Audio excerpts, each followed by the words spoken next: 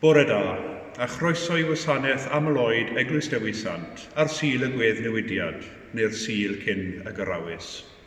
Credwch neu beidio, hwn yw'r canfed podlediad i ni ddarlledu. Y podlediadau hyn sydd wedi bod yn gyfrwng i ni addoli ar y cyd yn ystod y cyfnodau hir o ymbellau cymdeithasol a hunan ynysu. Diolchwn i Dduw am y technoleg hwn ac am y cyfle i gyd addoli ar yr Eglwys.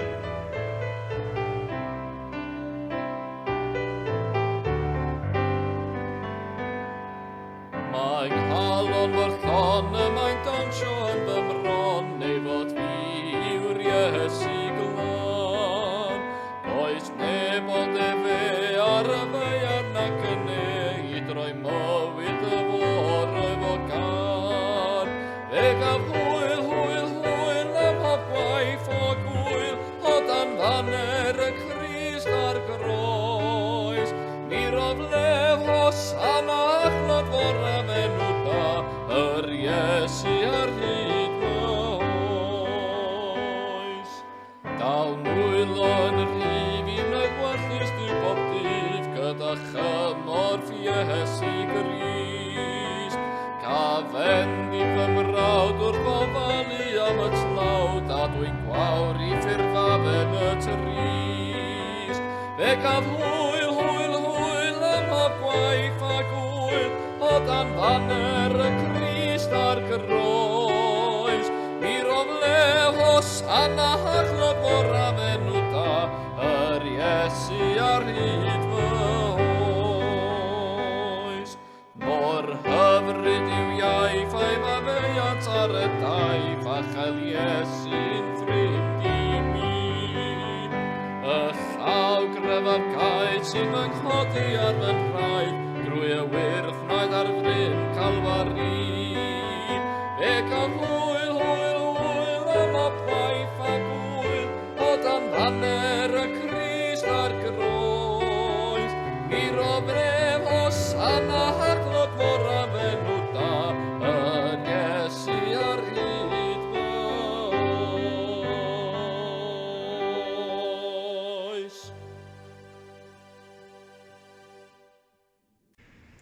Duw a ddywedodd, llywyrched goleini o'r tywyllwch, a lywyrchodd yn ein cylonau roi ni o leini'r wybodaeth mogoniant Duw yn wyneb Iesu Grist. Deithom ynghyd yn deulu Duw, ym mhresenoldeb a'i tad, i roddi iddo foliant a diolch, i glywed a derbyn a'i air, i gyflwyno iddo anghenion yr holl fyd, ac i geisio a'i ras, fel y gallwn trwy ei fab Iesu Grist, ein rhoi ein hunain i'w wasanaeth. Ond yn gyntaf, cyffeswn ein pechodau ger bron Duw ac erfyniwn am ei fyddeiant. O Dduw ein tad, cyffeswn ger dyfron ein bod wedi pechu ar feddwl gair a gweithred, yn erbyn dewyllus a thair sanctaidd. Trigger hawrthym o arglwydd, maddau ni ein pechodau, gwared ni o ddiwrth bob drwg, cadarnha a chryfha ni ym mhob daioni, a thywys ni fywyd rhagwyddol. Amen. Yr holl alluog Dduw sy'n maddau bawb sy'n wir wedi feiriol, a drigyrha wrthych a chryddhau o bechod, a'ch cadarnhau mewn daioni, a'ch cadw'n y bywyd rhagwyddol, trwy Iesu Grist a'n harglwydd. Amen.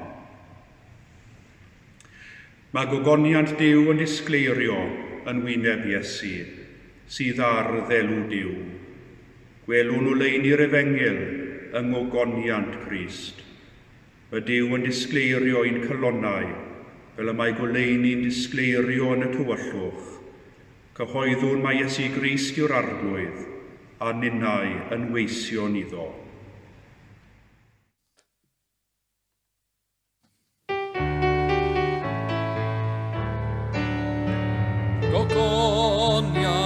Gogoniant i Dduw, gogoniant yn y nefoedd uchaf. Gogoniant i Dduw, gogoniant yn y nefoedd uchaf. Gogoniant i Dduw, gogoniant Gogoniant, gogoniant I ddiw, gogoniant yn y nefoedd uchaf, a heddwch ar y ddeiar Islam, a heddwch ar y ddeiar Islam. Gogoniant, gogoniant I ddiw, gogoniant yn y nefoedd uchaf, gogoniant, gogoniant I ddiw, gogoniant yn y nefoedd uchaf. Y colect ar gyfer Sul y Gweddnewidiad, Gweddiwn. O llalluog dad, y datguddiwyd dy fab mewn mawredd cyn iddo ddioddef angau ar y groes. Dy roi ni ras I ganfod ei ogoniant, fel y cawn ein cryfhau ddioddef gydag ef, a newid o ogoniant I ogoniant, I fod yn debyg iddo ef, sy'n fyw ac yn teyrnasu gyda thi yn undod yr ysbryd glân, yn un Duw, yn awr a hyd byth. Amen.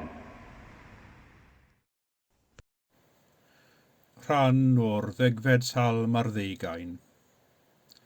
Duw y diwiau, yr arglwydd a lefarodd, galwodd y ddeiar o godiad hael hyd ei fachlyd. O seion berffaith a'i ffrydferthwch, y llewyrcha Duw, fe ddaw ein Duw ac ni fydd ddistaw, bydd tan yn ysu o'i flaen a thymlstl fawr o'i gwmpas. Duw y diwiau, yr arglwydd a lefarodd, galwodd y ddeiar o godiad hael hyd ei fachlyd. Y mae'n galw ar y nefoedd uchod ac ar y ddeiar mwyn barnu ei bobl. Casglwch ataf y ffyddloniaid a wnaeth gyfamod am I trwy aberth. Duw y diwiau, yr arglwydd a lefarodd, galwodd y ddeiar o godiad hael hyd ei fachlyd.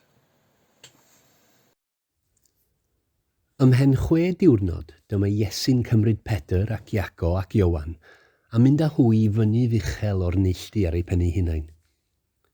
A Gweddnewidiwyd ef yn ei gwydd hwy. Ac aeth ei ddillad I ddisgleirio'n gleirwyn, y modd na allai unrhyw banwr ar y ddaear ei gwynu. Ymddangosodd Elias, iddynt ynghyd â Moses, ymddiddan yr oeddynt â Iesu. A dywedodd Pedr wrth Iesu, Rabi, y mae'n dda I ni fod yma. Gwnawn 2 pabell, un I ti, un I Moses ac un I Elias. Oherwydd ni wyddai beth i'w ddweud, yr oeddynt wedi dychryn. A daeth cwmwl yn cysgodi drostynt, a dyma lais o'r cwmwl yn dweud, Hwn yw fy mab, yr anwylyd, gwrandewch arno. Ac yn ddisymwth, pan edrychasant o amgylch ni welsant neb mwyach ond Iesu yn unig gyda hwy. Wrth iddynt ddod lawr o'r mynydd, rhoddodd o'r chymyn iddynt beidio a dweud wrth neb am y pethau y welsant, nes y byddai mab y dyn wedi atgyfodi oddi wrth y meirw.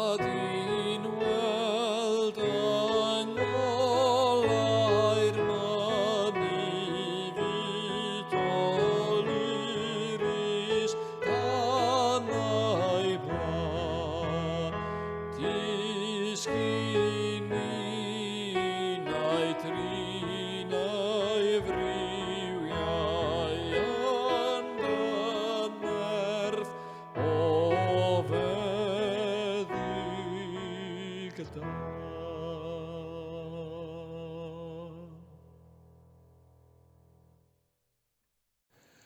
Dyma Iesu'n cymryd Pedr ac Iago ac Ioan ac yn mynd â hwy fynydd uchel o'r neilltu ar ei pennau ei hunain, a Gweddnewidiwyd ef yn ei gwydd hwy. Yr ail adnod a rhan o'r drydedd o'r 9fed bennod o'r Efengil yn ôl Sant Marc. Mae hwn yn beth hollol hirt i'w ddweud, ond mae'n wir yr un modd. Mae'r byd yn edrych yn wahanol iawn o gopa mynydd. Mae'r byd yn teimlo fel lle gwahanol iawn o gopa mynydd. Dydw i ddim yn fynyddwr brwd, i'r gwrthwyneb yn wir. Mae'n well gen i gadw at y gwastadedd na dringo i'r ucheldiroedd. Mae dringo'r garth yn ddigon uchel i mi, ac mae'r golygfeydd oddi yno yn odidog ddigon, yn enwedig ar ddwyrnod braf. Ond rwy'n deall yr atyniad i'r miloedd a'r filoedd o fynyddwyr brwd sy'n hoffi dringo'r wyddfa neu ben y fan, a'i rhwystredigaeth ar hyn o bryd oherwydd y cyfyngiadau sydd yn ei hatal rhag teithio a dringo. Mae dringo mynyddoedd i nifer nid yn unig yn ffordd o gadw'n heini, ond mae'n ddihangfa. Mae'n ddihangfa o'r pethau cyffredin pob dydd. Mae'n ddihangfa o broblemau bywyd sydd yn cael ei gadael am ychydig wrth droed y mynydd. Mae'n ffordd o gael persbectif newydd, trwy sefyll ar y copa ac edrych ar y golygfeydd yn ymestyn am filltiroedd lawer i'r gorwel. Ar ben mynydd, mae popeth arall yn edrych mor fach ac mor ddibwys yn yr ehangder mawr. Hefyd, daw y teimlad o lwyddiant wrth gyrraedd y copa. Mae'n cymryd ymdrech fawr i ddringo mynydd, yr ymlwybro araf lan y llethr serth. Ond wedi cyrraedd, daw'r rhyddhad, cyfle am hoi ac ad ennill anadl ar ôl yr ymdrech corfforol. Byddai nifer yn sôn am ddringo mynydd yn hermau profiad ysbrydol. Does dim syndod felly bod mynyddoedd yn chwarae rhan bwysig iawn yn y Beibl. Ar fynydd Horeb, y gwelodd Moses y berth yn llosgi, ond heb ei difa. Ar fynydd Seinai, y derbyniodd Moses y 10 gorchymyn. Ac o gopa mynydd Pisga, ar ddiwedd ei fywyd, yr edrychodd Moses allan ar wlad yr addewid yn ymestyn o'i flaen. Yn yr un modd, ar fynydd Carmel, yr enillodd Elias ei frwydr yn erbyn proffwydi Baal, a phan oedd pethau'n mynd o chwith iddo yn ei weinidogaeth, enciliodd Elias i fynedd Horeb, ac yno, yn y dwys ddistawrwydd, fe glywodd lais Duw yn ei gysuro ac yn ei annog i fynd ymlaen.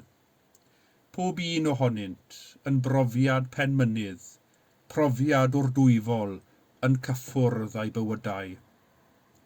Ac yn y darlleniad o'r Efengil heddiw, cawn Iesu yn mynd â 3 o'i ddisgyblion i fynydd uchel o'r neilltu. Roedd Iesu ei hun yn awyddus i ddianc o brysurdeb ei weinidogaeth ac encilio am ychydig a chael cyfle i adennill ei nerth.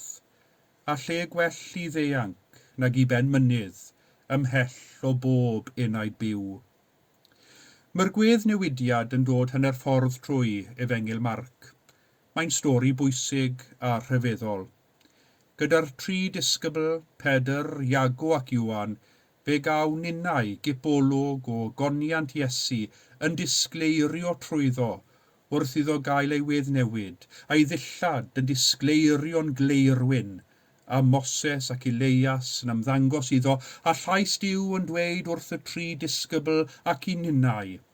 Hwn yw fy mab yr anwylyd, gwrandewch arno. Pwy a wyr am ba hyd y parodd y profiad penmynydd hwn, ond roedd wedi gadael argraff ar y 3 disgybl, y 3 o blith y 12, oedd wedi bod mor ffodus o fod yn dystion i'r Gweddnewidiad. Ond beth sydd gan yr olygfa benmynydd hon I ddweud wrthym ni a ninnau ar gychwyn ein taith trwy'r gyrrawys ein taith flynyddol tua'r groes. Mae'r Gweddnewidiad yn gyntaf yn dangos i ni rhywbeth o natur Iesu. Ymddangosodd Moses ac Elias gydag ef yno a'r tri yn ymddiddan a'i gilydd. Dyma ddau gymeriad mawr yr Hen Testament, illdau wedi cael ei siar o brofiadau penmynydd, y naill fel y llall wedi bod yn arweinwyr dylanwadol pobl Dduw. Y naill fel y llall wedi cael cyfnodau anodd pan roedd y bobl a'i cefnau arnynt, ac eto fe arosodd y ddau yn ffyddlon i Dduw trwy'r cyfan. Yn rhyddodiad y ffydd Iddewig, roedd Moses yn cynrychioli'r gyfraith, ac roedd Elias yn cynrychioli'r proffwydi, ac ar ben y mynydd rhwng y ddau, fe welwn ni Iesu. Iesu yr un a ddaeth i gyflawni yn ei berson i ymgorffori y gyfraith a'r proffwydi. Fel Moses ac Elias, cael ei wrthod fydde hanes Iesu hefyd, yng ngeiriau emyn David Jones Ceio. Darfu Moses a'r proffwydi ddweud amdano cyn ei ddod, Iesu yw gwir fab Duw, ffrind a ffrynwr dynol rhyw. Ond ynghyd â'r ddau gymeriad mawr yn yr Hen Testament, fe gawn lais Duw yn dweud wrthym, hwn yw fy mab, yr anwylyd, gwrandewch arno. Y tro diwethaf i ni glywed y geiriau hyn oedd nôl y medydd Iesu. Yma, fe gawn Dduw yn cydnabod Iesu yn fab anwyl iddo unwaith eto, a hynny wrth i Iesu droi ei wyneb tua Jerusalem a dechrau ar ei daith olaf a fydde'n arwain at y groes. Am hyn y daeth Iesu i'r byd. Daeth mwyn cael ei wrthod, gan yr union bobl y daeth i'w hachub, ond eto i Dduw Iesu yw'r mab, yr anwylyd, ac nid oedd y groes yn gallu newid hynny. Ond mae gwahaniaeth pwysig yma yn y geiriau a ddaeth o'r nef. Cawn y geiriau ychwanegol, gwrandewch arno. I'r disgyblion y llefarwyd y geiriau hyn fel i ninnau. Os Iesu yw mab Duw yr anwylyd, a ddylwn ninnau wrando arno, gwrando ar ei eiriau sy'n llefaru cariad a myddeiant wrthym, a ddylwn ninnau wrando ar ei eiriau yn ein galw ninnau i faddau eraill. Mor hawdd i ni dechrau meddwl nad ydym yn deilwng o gariad Duw, nad ydym yn ddigon da, nac yn heiddiannol o'i gariad. Ond mae geiriau Iesu yn eiriau o gariad sydd yn ein derbyn ni am yr hyn ydym, ac yn ein gwahodd ni i ymddiried ynddo a'i ganlyn ef. Oedden ni'n barod tybed i wrando ar eiriau Iesu a gadael i'w eiriau liwio ein bywydau ni. Ac yna mae gennym ni ymateb y tri disgybl i hyn oll, Pedr, Iago ac Iwan, y tystion hyn i'r Gweddnewidiad. Roedd y tri wedi cael cipolwg o natur Iesu oedd gynt yn guddiedig iddynt. Hyd yn hyn, yr oedd y tri wedi rhyfeddu at Iesu fel yr athro neu rhyfeddu at ei wirthiau. Ond yma mae'r tri yn gweld agwedd arall o'i natur, sef ei ddwyfoldeb. Fel y dywed Sant Paul wrthym yn ei ail lythyr at y Corinthiaid heddi, fe welwn ni o goniant Duw yn wyneb Iesu Grist. Yno ar ben y mynydd, fe welodd y tri disgybl o goniant Duw yn wyneb Iesu Grist. Roedd y tri wedi gweld agwedd o natur Iesu nad oeddent wedi ei gweld o'r blaen, ac roedd Pedr am ddalgafel yn y profiad hwn. Roedd yn awyddus i aros yno ar ben y mynydd. Meddai wrth Iesu, Rabi, y mae'n dda ein bod ni yma, gwnawn dair pabell, un i ti ac un i Moses ac un i Elias. Ond na, does dim modd aros ar ben y mynydd.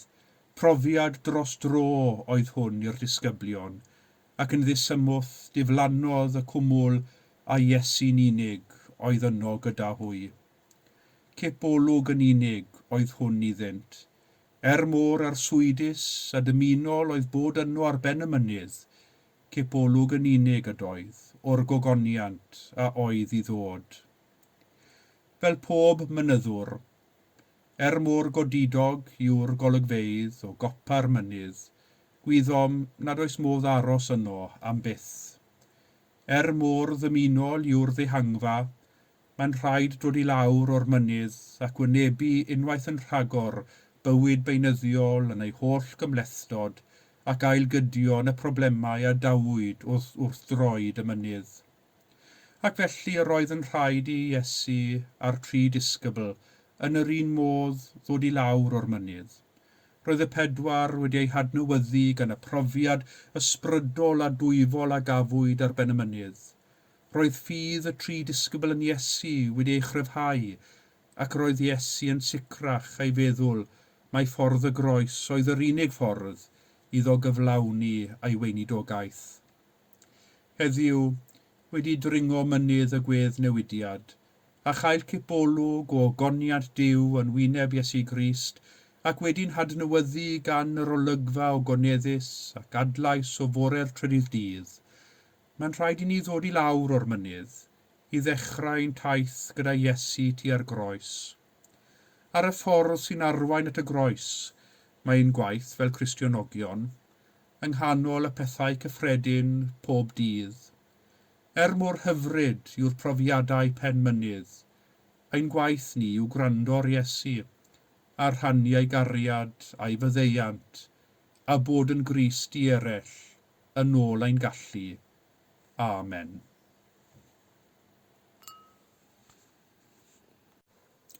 A dwedwn gyda'n gilydd y credo, yr wyf yn credu ac yn ymddiried yn i'w dad, fy nhonell pob bod a bywyd, yr un yr ydym yn bod ei fwyn, yr wyf yn credu ac yn ymddiried yn i'w fab, a gymerodd ein natur ddynol ni, a fe farw drosom ac at gyfododd. Yr wyf yn credu ac yn ymddiried yn i'w ysbryd glân, sy'n rhoi bywyd i bobl ddiw ac yn ymlygu Crist yn y byd. Dyma ffydd yr Eglwys, dyma ein ffydd ni, yr ydym yn credu ac yn ymddiried yn un Duw, Dad, Mab ac ysbryd glân. Amen.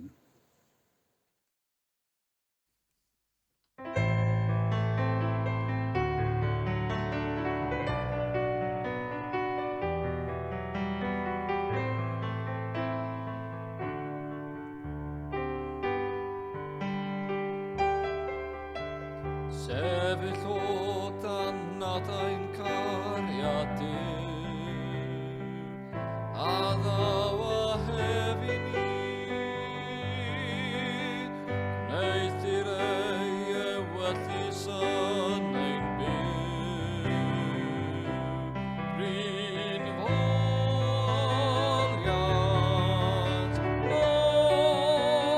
moliant, moliant i fwyf. Plygu wrth ei draed yn wylaif nawr, gan y fyw mewn harmoni, un o gyda'n gilydd yn ein mawr. Tailwng, tailwng, tailwng yw yr oen. Colwm cariad sy'n ein glymu nawr, i fod yn un â thi, i ddewyllus plygan ni'n ei tad. Sanctae, sanctae, sanctae viwerior.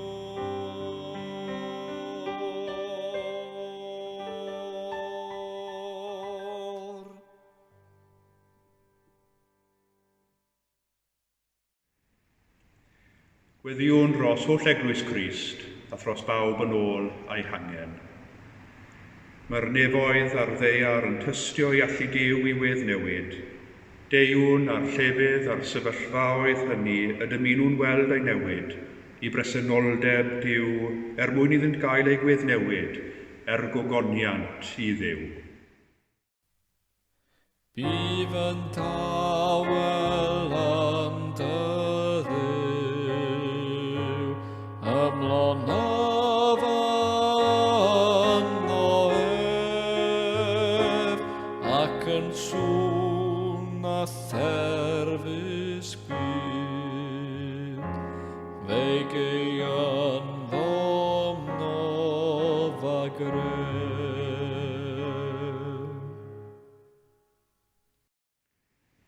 Gweddiwn dros wledydd a'r hwygyr gan rhyfeloedd, dros ffoduriaid sy'n chwilio am ddiogelwch, dros yr rhai a garcharwyd oherwydd ei ffydd, dros yr rhai bydd yn newynu heddiw.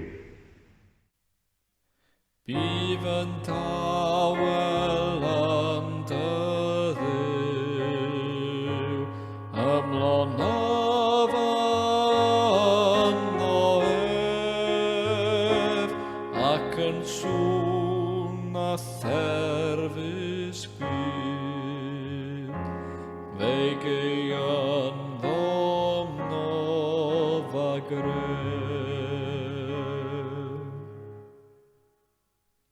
Gweddiwn dros ein cenedl, dros yr rhai y mae ganddynt awdurdod gwleidyddol, dros yr rhai sy'n arwain ein sefydliadau ariannol yn ystod yr argyfwng presennol, dros yr rhai sy'n arwain bywyd y ddinas hon.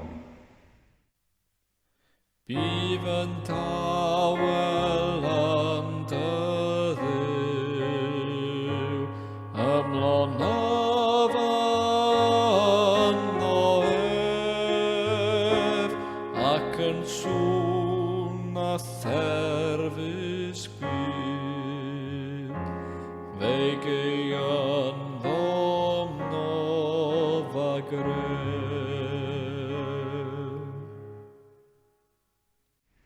Gweddiwn dros y clodion yn ein cymdeithas, dros yr rhai sy'n ddi-waith neu'n methu gweithio, dros blant a phobl ifanc, dros bawb sydd wedi ffreio ymysg ei gilydd, dros yr rhai sy'n unig. Bydd yn tawel am dy Dduw, ymlonaf Aml-Oed, ac yn sŵn a therfus gwyd, fe geian ddomnof a gref.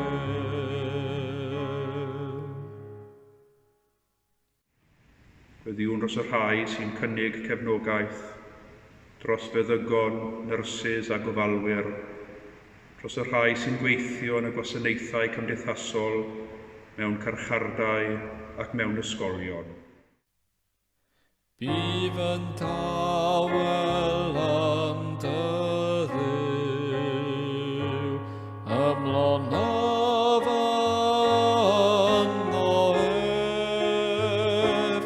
ac yn sŵn a therfus gwyd, fe geian ddomnof a gref.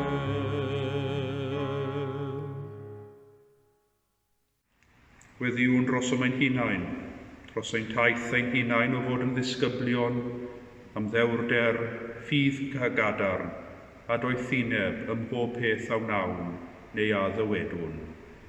Amen. Cydweddiw, nefol dad, diolchwn i ti am ein cartrefi a'n teuluoedd, am fwyd a dillad, ac am bob hapusrwydd y gall rieni a phlant a'i rannu. Gofynnwn am eithgariad ein hamgylchynu, a thofal ein hamddiffyn, ac am gael adnabod dy dangnefedd bob amser. Arglwydd yn dy drigaredd, derbyn y gweddiau hyn, mwyn dy fab Iesu Grist ein harglwydd. Amen. Fel y dysgodd ein hiachawdwr ni, gweddiwn yn hyderus. Ein tad, yr hwnnwyt yn y nefoedd, sancteiddiau'r denw, deled y deyrnas, Gwneler dewyllus, megis yn y nef, felly ar y ddeiar hefyd. Dyroi ni heddiw ein bara beunyddiol, a maddau ni ein dyledion, fel y myddeiwn unna ein dyledwyr, ac nac arwain ni brofedigaeth, eithir gwared ni rhag drwg, gan is eiddod ti o'r deyrnas, a'r gallu a'r gogoniant, yn oes oesoedd. Amen.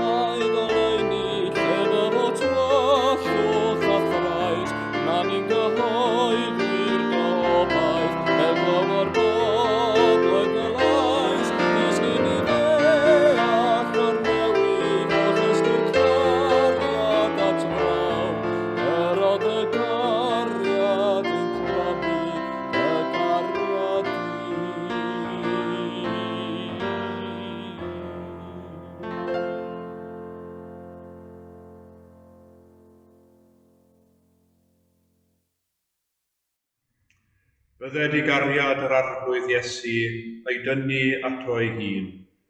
Bydded i nerth yr arglwydd Iesu a'ch cryfhau yn ei wasanaeth, a bydded i lawenydd yr arglwydd Iesu lonni a'ch cylonnau, a bennydd Duw Mhlylluog, y Tad y Mab yr Ysbryd lan, a fod eich plith ac adrigo gyda chwi yn wastad. Amen.